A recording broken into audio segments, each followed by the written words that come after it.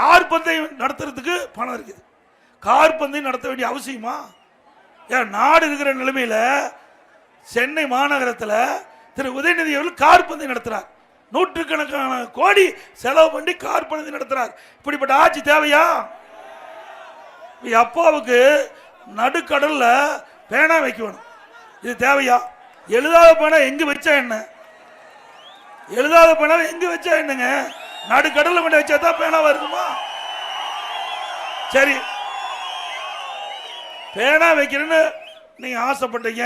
உங்களுடைய அப்பாவுக்கு அவருடைய நினைவு மண்டபம் இருக்குது. அவருடைய நினைவு மண்டபம் மெரினா பீச்சில் கட்டிக்கிறீங்க. அந்த இடத்துல ஒரு 2 கோடியில் பேனா வைங்க. யார் வேண்டாங்கிறா?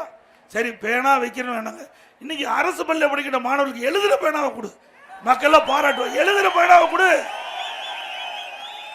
யார் விட்டு பணத்தை எடுத்து உங்களுடைய தந்தைக்கு இன்னைக்கு பேனாவை கடலில் வைக்கலாமா?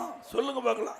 ஏன் ஆயிரக்கணக்கான கோடி திரு ஸ்டாலினுடைய அவருடைய குடும்ப சொத்து ட்ரஸ்ட்ல பலாயிரக்கணக்கான கோடி இருக்குதுங்க.